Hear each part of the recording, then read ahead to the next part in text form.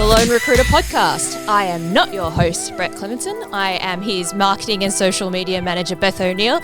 And today with Pete Dakers, we are flipping the script and we are interviewing, normally your host, Brett Clemenson. Welcome, Brett and Pete. Yeah, welcome. This is very odd. This is very weird.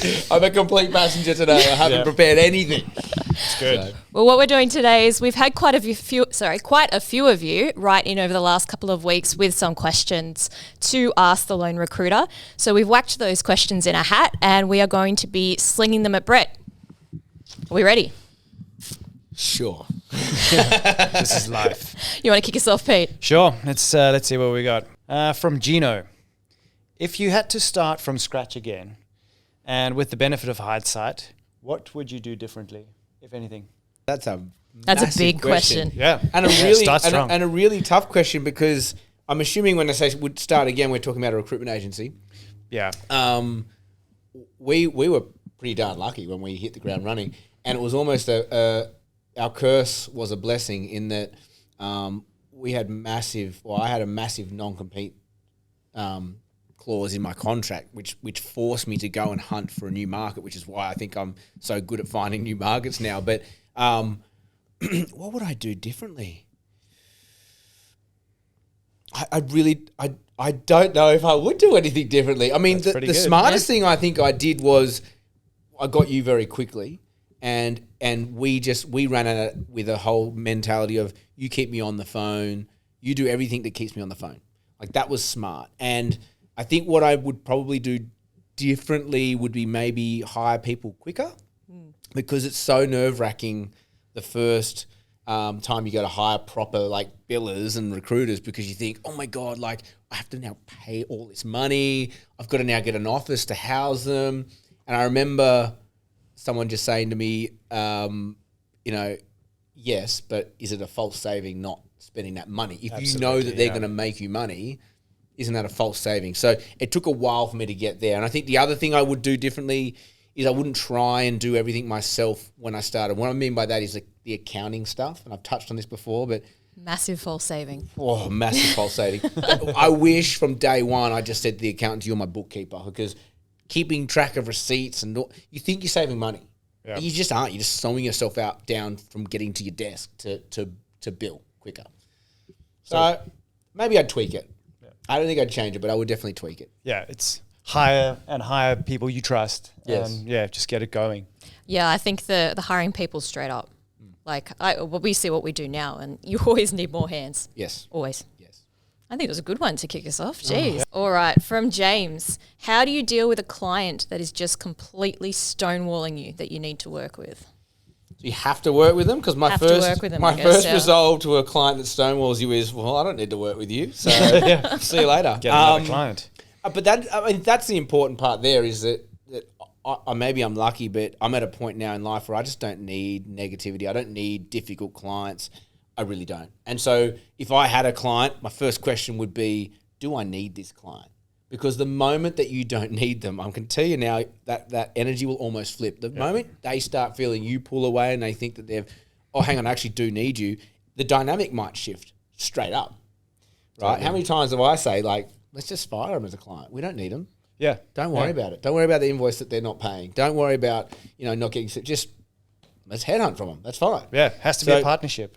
Exactly. And I think that's it, right? So, but look, if for whatever reason you've got a PSA in place, you've got a workload there, or there's strategically a client that needs to be in your portfolio because it makes sense to your market, then maybe I would just go at it and be really direct and just be like, I really want to work with you guys. I'm doing my darndest here. I'm not getting through. We're not communicating on the same level. Can we have a coffee and work this out? Sometimes being that direct, people just don't realize it. I think a lot of clients just use recruiters as commodity. Yep. They just think, supplier. I've engaged you. Where are the CVs? Yep. We're not a CV bank.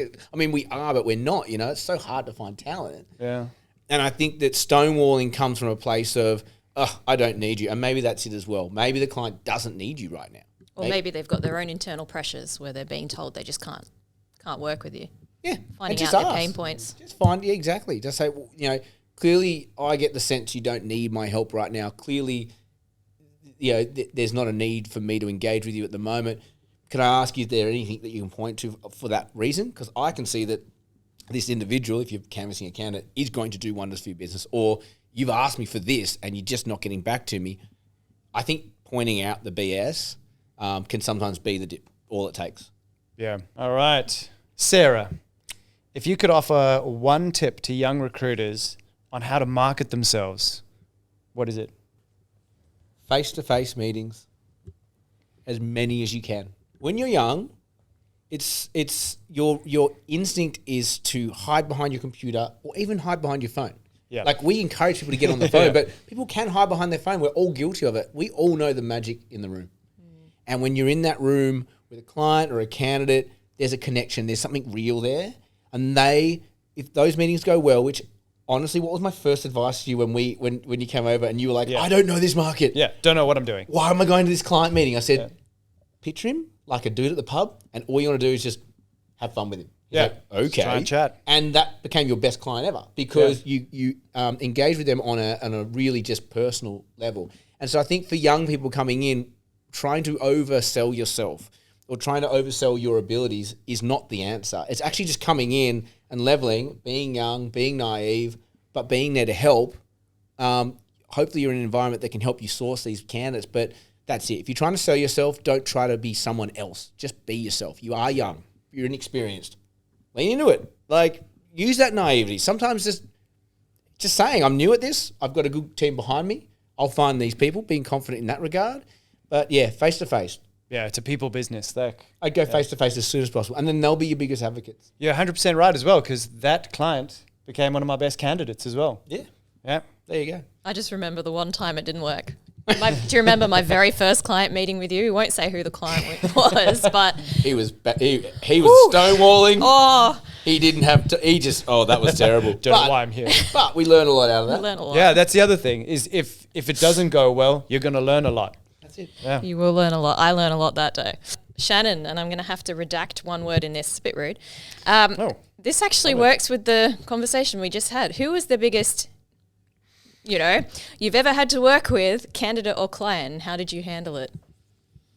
I've been lucky that I think my run in recruitment's been pretty good, and maybe my markets have been the reason in that, like, they're just good. I'm not dealing with, I don't know, barristers. I'm not dealing with, like, the cocky profession. I don't know. I'm very generalizing here. It's just pretty good. Yeah.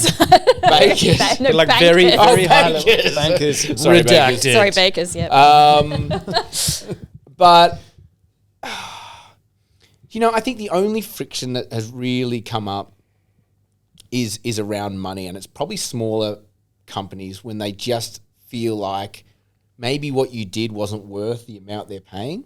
Yep. Whereas we all know, well, you're not getting these people without me. Yep. I remember Jam It. Jam It was great. We had one guy that refused to pay, and fortunately John in our office had done everything on email because he just got a hunch this guy's going to be trouble. Yeah. He's asked me for a candidate. He set up an interview. He didn't know this individual, and then he employed the person, and then the invoice came out, and his game was, what's this invoice? And John's like, for the candidate that you hired that has started, who's making money for you? Service provided? No, I don't know what you're talking about. And just played that game. And we were like, okay. Well, we tried to reason. You can't reason with people like that. Can't. So we ended up having to go down to pursuing through legal letters. And anyway, I remember when the money actually landed, when he realised he was backed in the corner and he was... So good. The subject line was, jam it. And I just... Forever and a day, I laughed. I remember going, yeah, I'll jam that. Yeah, I'll jam it right in my pocket. Yeah. Jam it straight into the bank. Yeah. That comes to mind. But that's the worst I've had. That was a little mini celebration when that came as exactly. well. With Exactly. that, I'm sure there's others. Come on, who else? We've had some bad ones. Not many. There's always, an element of perspective and their perspective different from yours and everything, but you take it all back to the human level and I get it. You saw that and you didn't see what happened in the background. Yeah. Can we chat about it? Can we make it work? Yeah, can we make it work? That's what we're here to do. I don't know if that was juicy enough for you, Shannon. Sorry. Yeah. Sorry we haven't had a worse run at that. Hannah asks, if you could pick one habit that you have that adds the most value to your desk, what would it be? And I take it this is your recruitment desk. This isn't run the business, right? That's a good question. Yeah. Generation. So the one habit I think, rain, hail, shine, busy, not busy, whatever, it's just always feeding the top of the pipeline. So like generating CVs into your desk so that you've got either roles that you're putting them against or marketing those CVs out. If you haven't got that happening, then your funnel's busted, and you're gonna feel it. So if I can only pick one, which is, I think it's just always be picking up, like looking for good CVs, and like and that has a couple of things within it. Like, is it generating through a LinkedIn project, or is it off the back end of Seek, or is it an ad? As long as you've got just every day, what's that CV I got today? Did I get a CV today? I like that. Takes the stress out of it. Yeah, something's happening. So I've got this on the go. Control what you can control. Always forward momentum. Because you see the people that have the massive, massive months, and then their next month's almost always completely flat because they've been so focused. And I get it, you got to focus on closing your deals, but they don't think about what's coming next. Yeah. All right. Greg, what do you believe is the most important thing about leading a recruitment team? Absolutely treating them like human beings, in that it's so easy to just get your head into a spreadsheet, look at the numbers, get stressed about your forecasting and your month to month. But hey, we're all humans. And I think that if you don't, the moment you stop treating them like humans is the moment that they go, get fucked. Yeah. We're people. Commodity. Yeah. That's it. People have people problems. Yeah. People don't have spreadsheet problems. No, you've got spreadsheet problems. Did I not hug you both today? Yeah, 100%, right? I needed that hug. You need a hug. Oh, one of those days. Tracy, what do you like most about recruitment, and what annoys you the most?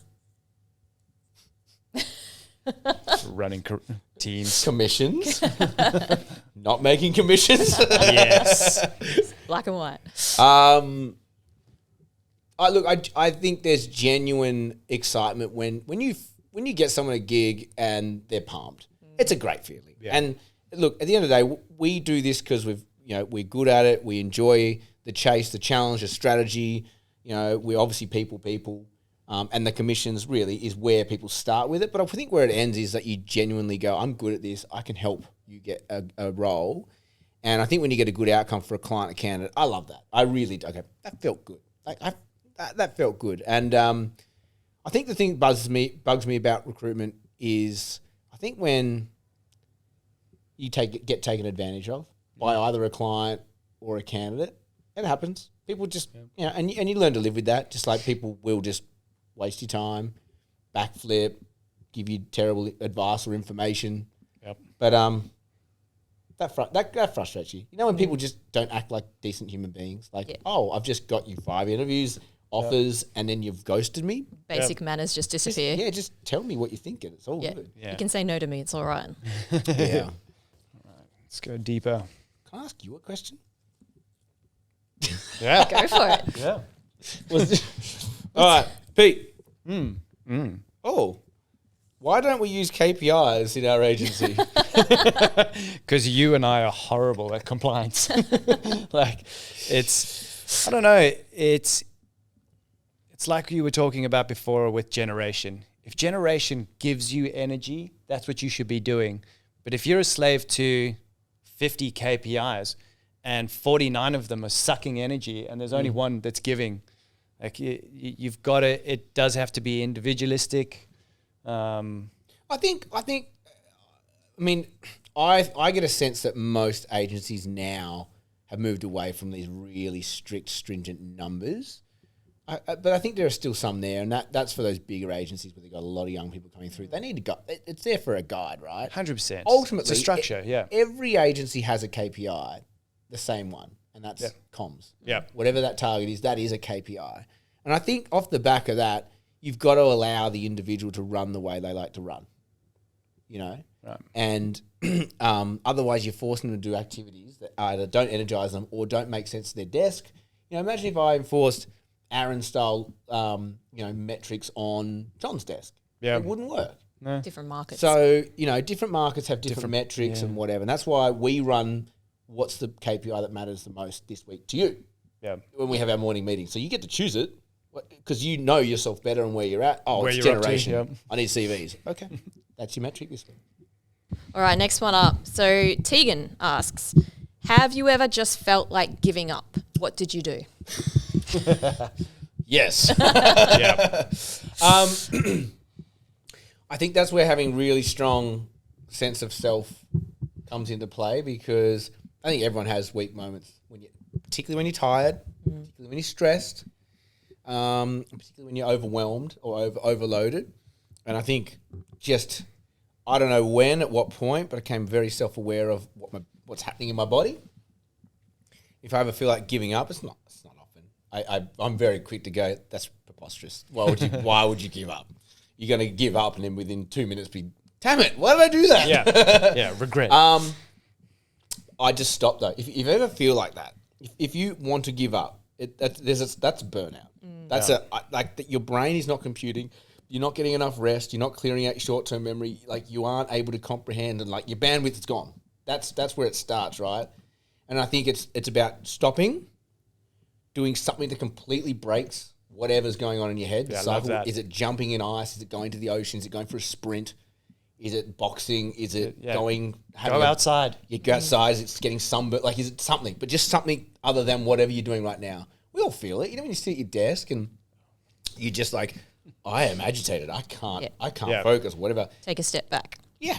That's when you feel like giving up, and a lot of people, I think, get to that point at some point. You just need to stop. Stop. Work out what's making you feel that way. Yeah. And solve it. Because no one really wants to give up. Humans are meant to continue walking forward. Treat yourself. Treat yourself. Yeah. That's it. Oh, a bit of retail therapy. Yeah. I like that. Yeah. Massage. Buy a Santa hat. Buy a Santa hat. I noticed that you've got the gold one. Where's my gold one? I had two, but my 6-year-old stole the other one this morning and I couldn't find it. Soz. It's only his Pikachu doll, isn't it? It probably is, yeah. Pika! Alicia. Alicia asks, do you negotiate your fees?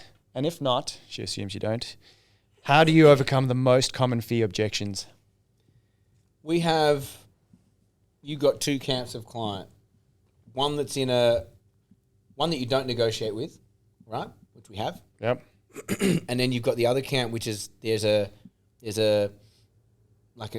almost an implied rate in your market. Yep. Right? And so my market, the enviro and engineering stuff, there's an implied rate. Trying to get anything other than what that rate is in the market is very tough. It can be done because I've done it. But I view it like some of our other markets where you go, we just want to price it fairly so that we don't have any biases. Yeah. That's kind of my viewpoint on it. But then you go to like some other desks, law and accounting, and we do not negotiate because it is that hard to find people. And so our approach to that, if they say, oh, we want to do it at 15%, is that we know how good we are at insolvency, accounting, law, that if they don't want to budge on it, then we walk away. Yeah. But ultimately, when a role comes back up and we provide them a CV, or we give them a call and go, see, you got this role, do you need help? They say no because of your fees, no because of your fees. Eventually they say yes because they go, damn it, this person keeps bringing me good people and they're always here. And I think continuing to show up is the number one strategy for fees, is don't ever act like you need that fee. The moment you're there going, please, Mr. Klein, I need this, I'll drop it. Like, no, that's the stupidest strategy you could ever employ. Just walk away.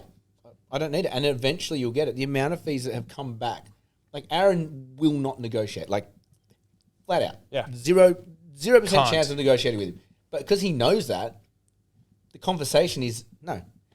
What he will do, if he's at a point where he has to negotiate, his tactic is the only scenario that I can reduce my rate is if there's zero guarantee. Yeah. Change the terms rather than the fees. And if they bite on that, he's like, I'm actually okay with that because I don't have to worry about that fee down the line because they're worried about my fee. They're probably a tight-ass agency or company and there might be other issues there. So that's worked well for it. So if that negotiation takes place and they just aren't biting, they're stonewalling you, and you really want to keep your fees set, your first thing to say is, well, look, I will come down, but the reason we charge more is because we're really, really adamant that we replace. But, if you want to reduce my fee, I can't afford to replace either. So if you want to get rid of your guarantee, we can make it cheaper for you. That's a good place to start. Changes the risk profile. Like that's, And then, the one that we all go by is, look, you've got other suppliers at a certain rate. You're talking to me for a reason. If they were providing you with the people that you needed to see, you wouldn't be talking to me. Yeah. Oh, yeah. And I love your line. There's a recruitment agency that does 8%, and I'll even give you their phone number if you want to call them. Can't understand how they make a profit, but I almost guarantee you they won't find the people. Such a great move, Theo. It's a mad power move, isn't He's it? my competitor. He's my competitor. They charge 8%. Go and talk to them. And I'll speak to you in 3 months. But I think it came from a client. It came from somebody saying, that so-and-so offers 10%. And I think I said, I think they actually offer 8. And I can look up their details. I don't know how they do it. So, you're going to get them cheaper from them if they can get them, but I just don't see how. So, And I think ultimately where it comes back to with the client is like, look, at the end of the day, it's a moot point. Unless there's someone you really want, at that point you work out whether it's worth our fee or not. Because if there are other agencies providing people at a lower rate and you think you can get the same outcome with that person, it's going to cost you less, go for it. Yeah, logic, go. Go for it. I actually encourage that. In fact, go one better. Don't use an agency. But guess what? You know how hard these people are to find. And if you've got agents working for you for a rate that's way lower than ours, my nervousness is they're probably negotiated because you're a good negotiator, but are you getting the CVs, or are they taking them? Are you a B grade candidate, a client to them? Yeah. Because I can tell you now they've got better rates with other agencies, with other companies, and they are feeding them all of the good people. I like that. Yeah. Right? That's what you got to worry for. If you want to see what is out there, stick to my rates. Yep. I'll feed you some CVs, and I think you'll go, damn it, eyes open. I need, your business is your people. Yeah. Value for money. And pay me if you're happy. You don't pay me up front. No. Even on a retainer, if you go, $5,000 up front, pay if we don't succeed, you can still apply that. Yeah. Oh. Love it. Adrian, what would you say to the young recruiters out there who are thinking about quitting? Comes up a lot. And the first thing I say is, I used to be the guy that they brought in to say, this guy's quitting, can you help? Because guess what? I quit after 6 weeks. 6 weeks in. I remember I started. I made my first placement. And I really chuffed because I got the guy the contract. I got him like 15 grand less than what he was earning, but it was like closed him still somehow. And then he's like, oh, I can't sign it because I haven't got anyone to witness it. Paints a bit of a picture about this candidate, doesn't it? And I said, fine, I'll come and meet you. Where are you? He goes, I'm in North Sydney. I'll be there in 20 minutes. Jumped on the train, got him to, I witnessed his thing. I remember being heralded, like, look at this guy upcomer. He's like, that's how hungry he is to make sure the deals are tight. And I was like, in my head going, I fucking hate this job. I want to quit. Yeah. And then I remember I quit. And the boss is going, I don't get it. Like, you look like you're enjoying it. You're good at it. You just made a placement. We just gave you commissions. And I went, yeah, I just don't like it. And at that point, they said, I think it's the market. Please go and work with this person. Completely different market. See how you go. And I've never looked back. So that's why I'm such a firm believer in the right market for the right people. So, So you're questioning, is it actually the job or is it what you're doing in the job? So are you in the wrong place? I was doing IT and the company I worked for didn't do IT. So it was A, it was a market thing, but B, we had no clients. Cracking a market. I was breaking down doors and creating brand new client base, and I'd never recruited before. It was tough. But I look back and go, what a way to enter recruitment. Trial by fire. But I think the new market thing, I really aligned with these people. I had a better team around me. Then I was there for 6 years. Yeah. I didn't budge. So if you're looking to quit, I'd just say, I'd just go, look, I've quit after 6 weeks and then, I've never looked back. And I think if you haven't wanted to quit recruitment, then you're probably not doing the right things because you should be feeling a lot of pain in the beginning. And it's frustrating seeing people who have been around forever just make it look so easy. The more time you spend in recruitment, the more you enjoy it, because you do start to see it a little bit like Neo in the Matrix, where you're like, oh God, this person's going to do that to me at this point. Yeah. You see it coming. So That it's not a gets shock little when bit- it hits That you. actually gets a little bit scary. Yeah. That's sometimes I go, should I be quitting? Like, I feel like I know I can see this happening in slow motion. Yeah. And you wonder how much of that is then confirmation bias as well. You're like, I don't need to be so cynical. I should try this again. And you hear all the same things on the phone, run for the hills. And it's like, it's not a job that you can quite quit either. No. Don't try and sit there and look busy and hit KPIs that you just hate. There's nothing quiet about a donut. No. There's nothing quiet about zero on the board. It is right there staring. That's a Stares very you loud down. silence. You will hear that in your sleep at night. Yeah. All right. Oh, George. Come on, George. What trends will we see in recruitment in 2024? I think 2023 was such a weird in-between year, in between COVID and back to normal, and particularly in Australia, interest rates and inflation just went. Yeah. I reckon that just spun so many people out. I've never in my entire career seen so many candidates so fixated on money. Yep. Like, and also me going, totally get it. It's so expensive to live. So I think 2023 was a really odd year, and now we're seeing inflation come right back down, and the talk of interest rates kind of at its peak. It's calming down a little bit now, and I think that with the stock markets, the way they plummeted, off the back of that, particularly in the tech sectors, and immigration in Australia has probably peaked. There's just so much like overcorrection that happened from COVID that's starting to just mellow out now. And I think we'll start to see normal conditions again, which I think is a good thing. 2022 was all about there are no candidates, any CV will get picked up. Yep. We can make a lot of money. 2023 was just about like consultants who had never really seen a downturn were starting to see a downturn. And I think 2024 will just be a mellowing out. I think it will be kind of like business as usual. It'll be kind of pretty steady. I can't foresee any major events or any reason for a major event. I mean, anything can happen. Yeah. It takes one. It Touch takes one. wood. It takes one trigger event to collapse a banking system. But I think 2024 will be fairly decent in Australia for recruiters. Yeah. You've gone through if you've gone through the boom time, you went through a great time. If you've gone through the down time and a little bit harder to do the consulting, you've gone through that now as well. Now just reap And the probably rewards. learnt a lot from it. Yeah, you're like, that's some real experience. Yeah, and I think the things to stay, the work from home balance, we're starting to see that sort of mellow out too. Like it's 2 days a week from home is acceptable. Any more than that, get in the bin. I think clients are pretty over it. He says to the person that works 4 days from home. Yeah, right. We are a remote first business, very different. In fact, we work terribly together in the same room. We talk too much. Just You don't may get not have anything done. noticed, but we're chatting. Cuts right through the headphones. Yeah, so 2024 I think is more of a mellowing out, not booming, not busting, just kind of steady. I genuinely think it's going to be steady. I think the winners out of recruitment will be the ones that hit the pavement fast in January, get in front of their clients, meet them face to face, do the traditional recruiting. I think you're going to need to warm your clients up a little bit because there's going to be competition with your competitor. We're starting to see it. I think there's been an adjustment. People when there's a downturn, what happens is recruitment agencies reassess their markets. They have some pain. They've got some good recruiters. Where are we going to put them? What's the booming sectors? And the decks of the cards get shuffled a little bit. Yeah. And I think there's a new norm that comes out of that. So my biggest advice for any agent, if you want to protect your turf in 2024, is to hit that pavement fast and hard in January.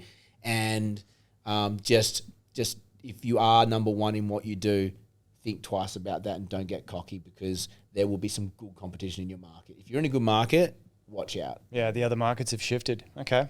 I like that. Yeah, I like that too. Yeah. Bit of a fire for people to get going. All right, last question. This is, oh wow, the irony. This is from Brett. What's your, no, another Brett. I'm going to ask myself a question. What? Who am I? Who am I? What am I? Well, what's your work superpower? I reckon I know the answer to this. Can I ask you that question? Sure. What do you think my work superpower is? Your empathy. Empathy. 100%. Like your ability to walk into the office talk to someone for a couple of minutes, and you do this with your candidates and your clients too, and know straight away if something's up. And then your ability to help them get past that. That's interesting. I wouldn't have even thought of that.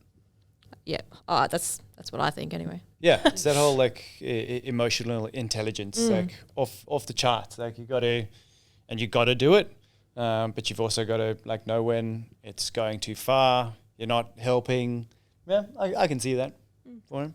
And then your ability to motivate people, I think that kind of ties into that anyway, because I've always had that. I don't know what it is. you got so much energy, dude. Oh, So much energy. That was going to be mine. Like sometimes I walk in it's here the and energy. I'm like, oh God, go away. Yeah, you can call it toxic positivity if you like, but He hates that term. so much. Toxic positivity. Yeah, stay toxic. Stay toxic. I would say my work superpower is that and it's taken time to work on it, but like the amount of volume of stuff we've got to get through. Like I've still got a full-time desk. We've got the business to run and grow, and then we've got the podcast to pump out. I mean, they're 3 jobs in themselves. And I could have given any of them up and gone, I'll just focus on one, and maybe I should. But at the moment, I can do all 3 and I juggle all 3. For me, it's managing the time between tasks. Yeah. And that comes back to having just like totally robust habits. And like Beth always laughs at my calendar because it's just so regimented. I made the mistake of syncing his calendar to mine one day and I regretted it. Oh my gosh, the amount of notifications. And I was like, why do I have to take his daughter to dance? What the hell? What's going on? This is not in the job This is description. I'm adding to your mine. job description. I do not do this. Drive to the beach is just... But I think my superpower is I know where my value systems lie. Like for me, the most important bit is actually having meaningful time at home with the kids and the family. Because why would you do this? 100%. You know, work is fun. I love work. I love hanging with you guys.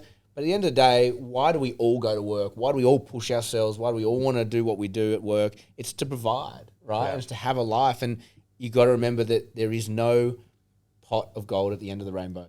Yeah. It is the day in, day out stuff that It's matters. the process, yeah. You get to the end of the life and you go, oh, what did I achieve? What do I love most about my life? You're not going to say, oh, yeah, you know what? That day I recruited really well. I didn't You're not spend gonna enough remember time that. in the office. For Yeah. me, it's like I start I think my superpower is the most important things, aka the family and kids, that actually gets put into my calendar first. And I go, I need to see them then. I want to. Every day I've got morning and night. I see the people that are important to me, and then work has to fit in around that. And a lot of people do it the other way around. Oh, work comes first. I've got to earn a living. I totally get that, but I'm telling you now, you're not going to see as much of the people that matter to you if you do it that way. Yeah. I'm sure my mum's listening to this. I do try to get you in for a walk every Thursday, Mum, and until recently we had a little operation, but even putting her into my calendar once a week for a walk, I get my wife in once a week for lunch, just so it's done. Because then on the weekends, if it gets side-railed by kids or other people's agendas, you at least tick that stuff off. 100%. I don't know if that's a superpower. Is that the question? Yeah. Yeah. Yeah. I don't know if that's a superpower, but I think that means I can handle the load Yeah. because I feel satisfied outside of work. Yeah. And I think that's actually a beautiful way to have the last question go as we lead into Christmas. Like, Yeah. remember what it is you actually work for and celebrate. Yeah. So- Switch Yeah. off. Switch Switch off. everything off. It's Christmas. Ooh, No yes. emails, no calls. I don't care if they're going to make you money. Just don't do it. Celebrate, downtime, family, stuff that matters. Remember what's sunshine. important. Yeah. Yep, remember what's important. I feel like this is where, Jacqueline, we enter the jingle bells. Can you hear it? Yeah. Everyone at home? Yeah. Oh, yeah, I can hear the jingle bells. Yeah. And we thank Brett. Yes. Not this Brett, the Brett with the, Brett question. that asked the question. The other Brett. The other Brett. And as we celebrate Christmas, when you go to Spotify and you listen to Mariah Carey's All I Want for Christmas Is You, just remember you're contributing to her some $3 million she generates every year from that song. Wow. Yep. That took a turn. Yeah. Dark. Merry Christmas! Dark. Yeah. I think that's all we have time for. I think that is all we have time for. So do you want an outro? You want me to Pete, outro? you outro. Pete, outro. Come on. I don't remember the outro. Make one up. Make one Go. up. Go for it. Well, thanks for joining us today. It's been insightful. It's been delightful. And as always, may all your dreams and deals come true.